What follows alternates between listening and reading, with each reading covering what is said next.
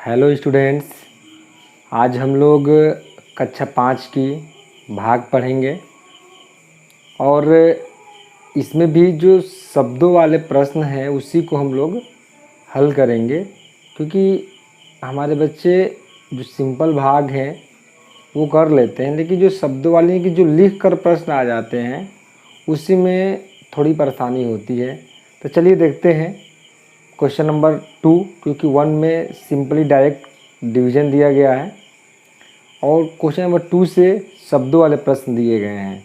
तो question number 2 है ये कि एक पेटी में 144 सेब आते हैं, तो रमन के पास 74,160 सेब हैं, तो उसे इन सेबों को रखने के लिए कितनी पेटियां चाहिए। ठीक है, और हम पहले भी आप लोग को बता चुके हैं कि जैसे जब शब्दों वाले प्रश्नों में जब किसी वस्तुओं को बंटवारा करना होता है तो हम लोग वहाँ पर अक्सर क्या करते हैं, भाग ही देते हैं उसमें। इसमें जो है क्या कह रहा है कि एक पेटी है, उसमें 44 सेब आते हैं। जैसे मान लीजिए कि हम कह दें कि ये डब्बा है और इस डब्बे में 10 गोली, जो हम लोग कंचे खेलते हैं वो 10 गोलियां आती हैं। ऐसे 1 2 3 4 5 6 7 8 9 10, ऐसे 10 इसमें गोलियां आती है। ठीक है, तो हमारे पास ये कह रहे हैं कि 30 गोलियां हैं, तो इसके लिए कितने डिब्बों की आवश्यकता होगी। तो सिंपली आप बता भी सकते हैं कि 10 इसमें आएगा तो एक और डब्बा होगा उसमें भी 10 आएगा, एक और डब्बा होगा उसमें भी 10 आएगा, यानी कि 3 डब्बों में हम लोग ये 30 गोलियाँ क्या कर सकते हैं, रख सकते हैं। तो सिंपली ऐसे भी हम कर सकते हैं कि एक डब्बे में जब 10 गोलियाँ आती हैं, जब 10 से इस पूरी गोलियों में हम भाग करेंगे तो डब्बों की संख्या निकल जाएगी। ठीक है, जैसे कि जब भाग देंगे 10 में ये 30 से तो कितना आ जाएगा, 3, यानी कि 3 डब्बों की आवश्यकता होगी। वैसे ये है कि एक पेटी में 144 सेब आते हैं। मान लीजिए कि यही एक पेटी है, जो पेटी आता है ना जिसमें पैक होता है सेब, तो वही कह रहा है यहाँ पर कि एक पेटी है, इसमें 144 सेब आते हैं एक पेटी में। तो यदि 74,160 सेब हैं तो उन सभी सेबों को रखने के लिए कितनी पेटी की आवश्यकता होगी, कितनी पेटियों की आवश्यकता होगी। तो हम क्या करेंगे, 144 से यदि हम 74,160 में भाग दे दें तो हमको क्या मिल जाएगा, पेटियों की संख्या मिल जाएगा। चलिए देखते हैं।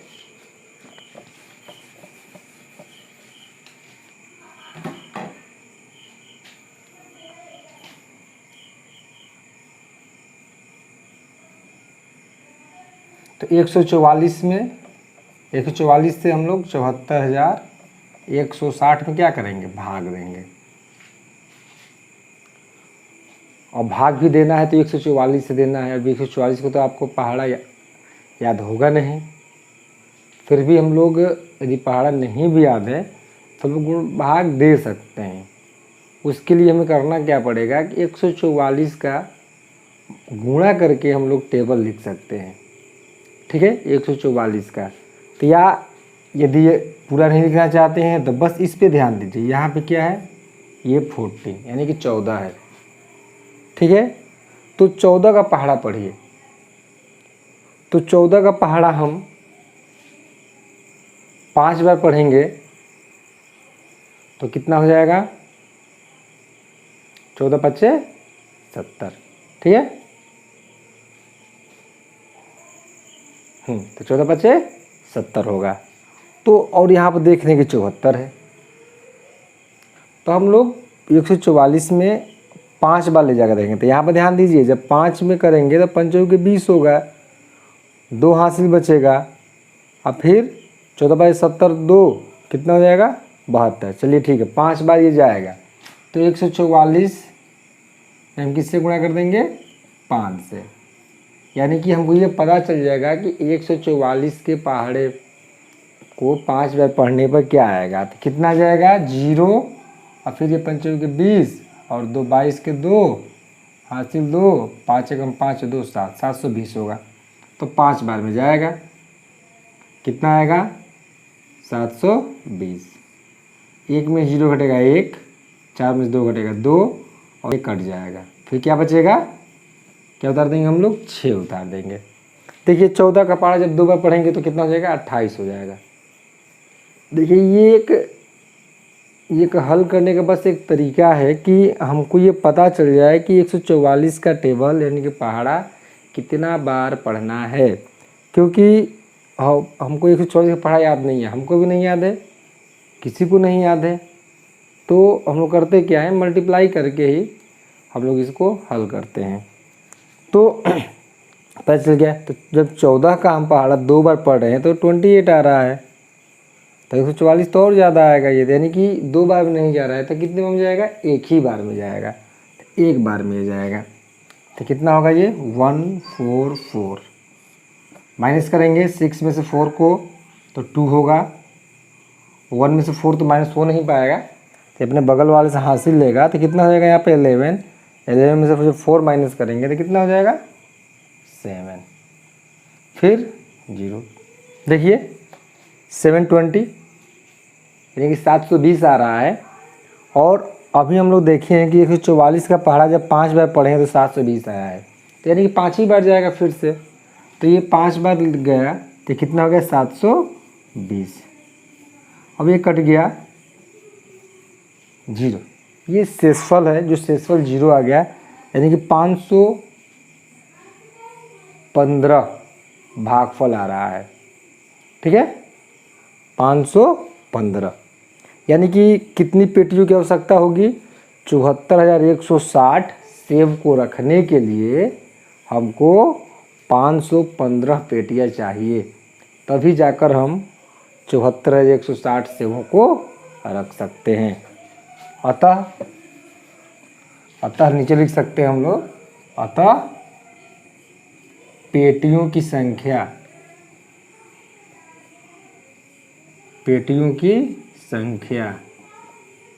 इज इक्वल टू कितना हो जाएगा?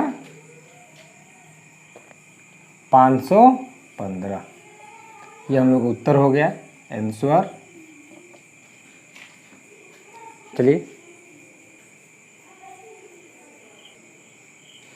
चलिए अब हम लोग नेक्स्ट क्वेश्चन देखते हैं। क्वेश्चन नंबर 3 ये कह रहा है कि यदि भाजक 483, भागफल 403 तथा शेषफल 50 हो तो भाज्य ज्ञात करो।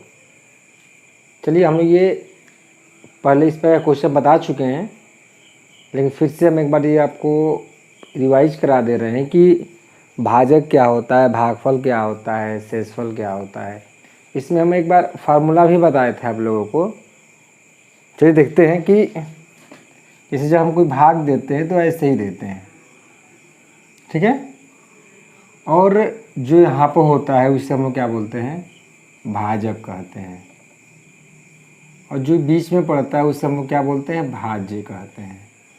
और जो यहाँ पर होता है इससे हम लोग भागफल कहते हैं। और जो लास्ट में बचता है उसको हम लोग शेषफल कहते हैं, ठीक है। भाजक, भाज्य, भागफल और शेषफल। और इसमें एक फार्मूला भी होता है कि जो ये भाज्य होता है इसके और इसके गुणनफल तथा इसके योगफल के क्या होता है? बराबर होता है। यानी कि भाज्य बराबर भाजक गुणे भागफल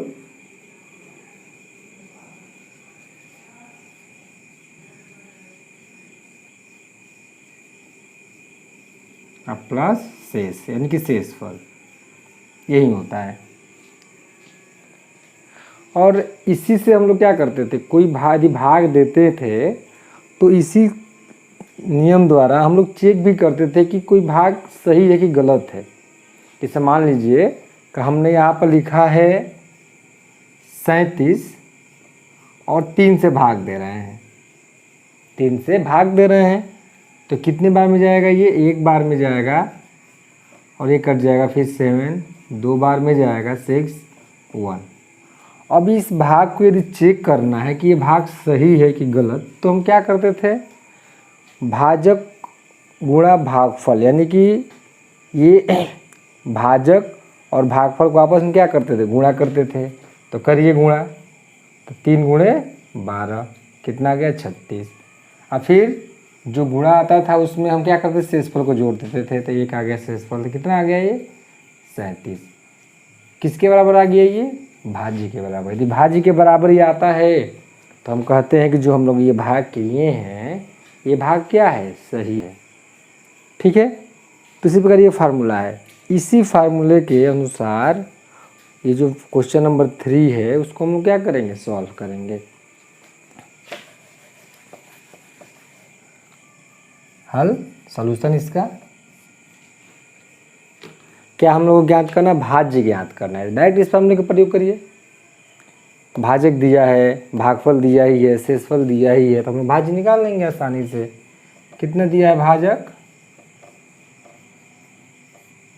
483 दिया है, यानी कि ये वाला भाग दिया है, फिर ये भी दिया है, ये भी दिया है, यही हमको ज्ञात करना है बीच वाला। तो ये 483 दिया है, भागफल 403 दिया गया है, और शेषफल 50 दिया गया है। शेषफल 50 दिया गया है। ठीक है, तो हम लोग निकाल देंगे, इसका इससे गुणा करेंगे, इसको जोड़ देंगे, तो हमको क्या मिल जाएगा, शेषफल मिल जाएगा। यानी कि भाज्य बराबर, फार्मूला हम लोग दे रहे हैं, भाज्य बराबर भाजक गुणे भागफल प्लस शेषफल, यही होगा। चलिए इसको हम इधर डिवाइड कर देना है, ये शेषफल। भाजक कितना है 483, भागफल कितना है 403, शेषफल कितना है 50। अब इसका मल्टीप्लाई करेंगे तो एक ही लाइन तो कर नहीं लेंगे डायरेक्ट। इसके लिए आप लोग करिएगा क्या, अलग कहीं से इसका मल्टीप्लाई कर लीजिएगा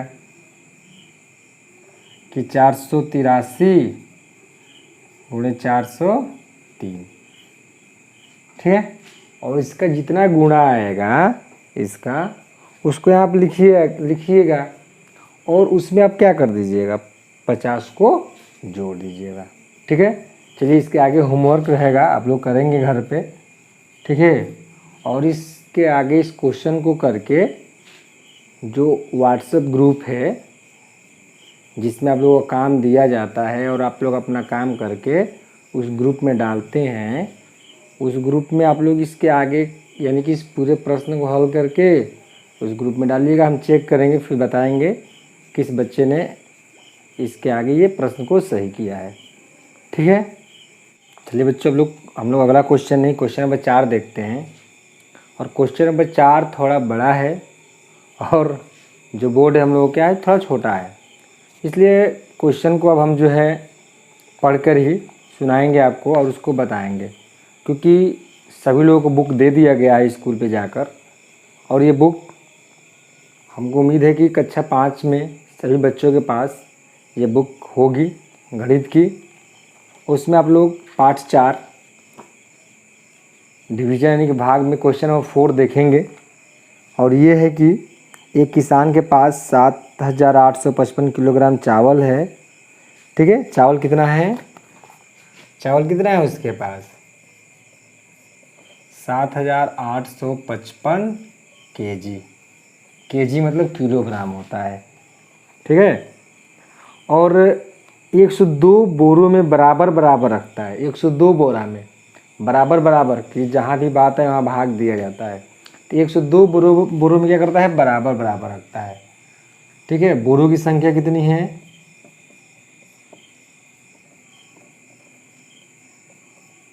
क्या 102। तब कह रहा है कि प्रत्येक बोरे में रखे गए चावल का वजन, यानी कि प्रत्येक यानी कि एक बोरा में पहले निकाल देंगे तो पता चल ही जाएगा। तो भाग देंगे, यदि हम 102 से इसमें भाग देंगे तो ये पता चल जाएगा कि हमको एक बोरा में कितना चावल आ रहा है। ठीक है, और जो शेषफल आएगा इससे ये पता चलेगा कि कितना हमको शेष चावल बच जा रहा है। जैसे हम ये कहें कि एक डब्बे में मान लीजिए हमारे पास 15 केजी चावल है और डब्बे में इसको रखना है और इस डब्बे में जो है 12 केजी ही अटता है, तो कितना बच जाएगा? 3 केजी बचेगा। वैसा ही कुछ कंडीशन इसमें होगा। चलिए देखते हैं, भाग देते हैं पहले हम लोग 102 में किससे 7,855 में।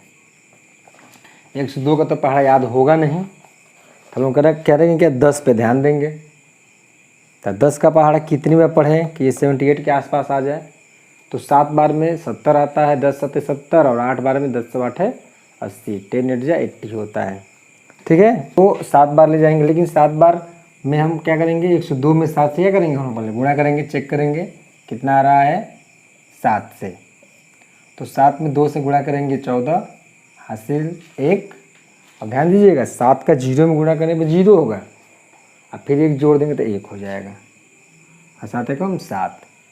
यानी कि 102 का पहाड़ा जब 7 बार पढ़ेंगे तो कितना आ जाएगा? 714। घटाएंगे, 5 में 4 घटेगा 1, 8 में से 1 घटेगा 7, ये कट जाएगा 5। फिर से 7 ही बार कितना होगा? 714। कितना बचेगा? 1 आ रहा है शेष, ध्यान दीजिएगा 1 केजी बचेगा। यानी कि एक बोरा में 77 केजी चावल अटेगा और 1 केजी चावल क्या हो जाएगा? बच जाएगा। ठीक है ना। जब हम 102 बोरों में इस चावल को भरेंगे तो एक बोरा में 77 केजी, फिर दूसरे बोरा में भी कितना? 77 केजी, तीसरे बोरा में भी कितना? 77 केजी। ऐसे ही हमको 102 बोरा में रखना है, प्रत्येक में 77 77 77 रखेंगे और लास्ट में हमको 1 केजी चावल अधिक हो जाएगा जो बोरे में नहीं जा पाएगा। ठीक है ना। अतः हम लिख सकते हैं कि प्रत्येक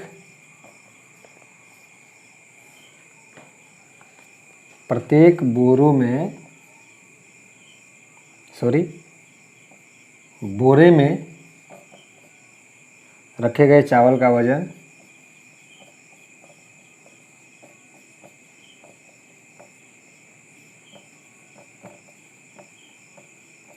कितना हो जाएगा? 77 केजी। और शेष चावल का वजन तथा शेष चावल का वजन कितना हो जाएगा? 1 केजी, 1 केजी। ठीक है, आप लोग इस क्वेश्चन को नोट कर लेंगे अपने फेयर कॉपी में। हाँ ठीक है ना, सभी लोग अपना फेयर कॉपी पे क्वेश्चन करते जाएंगे, क्योंकि जब भी स्कूल खुलेगा तो हम लोग आपके जितने भी काम दिया जा रहा है उसको चेक किया जाएगा। ठीक है, चलिए बच्चों हम लोग नेक्स्ट क्वेश्चन देखते हैं कि 6499 की अनुवर्ती संख्या में 13 से भाग देने पर भागफल कितना होगा? 13 से भाग देने पर किसमें? 6499 की अनुवर्ती संख्या। मेरे प्यारे बच्चों, हम लोग अनुवर्ती संख्या और पूर्ववर्ती संख्या कक्षा 4 में पढ़ चुके हैं आप लोग। ठीक है, तो चलिए एक बार हम रिवीजन कर देते हैं कि अनुवर्ती संख्या और पूर्ववर्ती संख्या होती क्या है। ठीक है, देखिए नाम से ही क्लियर है। पूर्ववर्ती मतलब पहले, अनुवर्ती मतलब बाद में, बाद की संख्या। इसे मान लीजिए कि हम यहाँ पर 25 लिख दें। ठीक है, यदि हम कहें कि इसकी पूर्ववर्ती यानी कि पहले, वो पूर्ववर्ती संख्या हो जाएगी, पूर्ववर्ती संख्या हो जाएगी। ठीक है, और अनुवर्ती मतलब बाद की, यानी कि पूर्ववर्ती किसी भी संख्या का पूर्ववर्ती निकालने के लिए उसमें में घटाएंगे यानी कि माइनस कर देंगे तो हमको क्या मिलेगा? पूर्ववर्ती मिल जाएगा। तो 25 है तो 25 में से 1 घटाएंगे तो कितना हो जाएगा? 24। यानी कि 25 का पूर्ववर्ती कितना हो जाएगा? 24। तो अब 25 का अनुवर्ती कितना होगा? 1 जोड़ने पर हमको क्या मिलता है? अनुवर्ती मिलता है। तो 25 में जब 1 जोड़ देंगे तो कितना हो जाएगा 26। वैसे ही 6499, 6499। अब इसका क्या बताना है, पूर्ववर्ती के अनुवर्ती। देखिए ध्यान दीजिए क्या दिया है यहाँ पर, अनुवर्ती दिया है, यानी कि 6499 की अनुवर्ती संख्या, यानी कि एक जोड़ने पर हमको क्या मिलेगा, अनुवर्ती संख्या मिलेगा। तो एक जोड़ के देख लीजिए कितना आ रहा है, 9 में 1 जोड़ेंगे 10 का 0 हासिल 1, फिर 9 है, एक हासिल जोड़ेंगे 10 का 0, फिर से हासिल 1, और 4 में 1 जोड़ देंगे 5, फिर 6 जोड़ेंगे, कितना जा रहा है 6500 आ जा रहा है। यानी कि 6499 की अनुवर्ती संख्या कितनी हो जाएगी, तो 6500 हो जाएगी। ठीक है, आप पूर्ववर्ती कहता तो ये घटा देते, यानी कि 6400 क्या आ जाता है 98 आया था। लेकिन इससे मतलब नहीं, हमको इससे मतलब है, इसमें भाग देना है कितना, 13 से भाग देना है। चलिए देखते हैं अब। तो 6499 की अनुवर्ती संख्या कितनी हो जाएगी, 6500। तब 13 से भाग देंगे, इसमें हम लोग देते हैं, बहुत सिंपल। 13 का पहाड़ा तो हमको लगता है कि 5 में सभी लोग बच्चों को याद होगा, लेकिन आप लोग जानते भी हैं कि मार्च से स्कूल बंद चल रहा है, तो आप लोग पहाड़ा गिनती जो भी है इन सबको रिवीजन करते रहिएगा, ताकि आप लोग इसे भूल न जाए। ठीक है, चलिए 13 का पहाड़ा कैसा पढ़िए, 65 आ जाए, तो 13 पचे 65, 5 बार में ही कट जाएगा ये, 13 पाँचे 65 कट गया। अब 1 0 बचा यहाँ पर उतारेंगे, फिर यहाँ पे उतारेंगे, एक और तो एक और उतार देंगे, 500। तो भागफल कितना हो जाएगा 500। तब अतः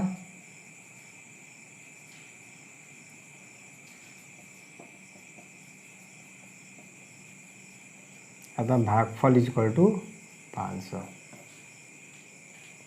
ठीक है, तो इस क्वेश्चन के माध्यम से आप लोग पूर्ववर्ती और अनुवर्ती संख्या भी समझ गए।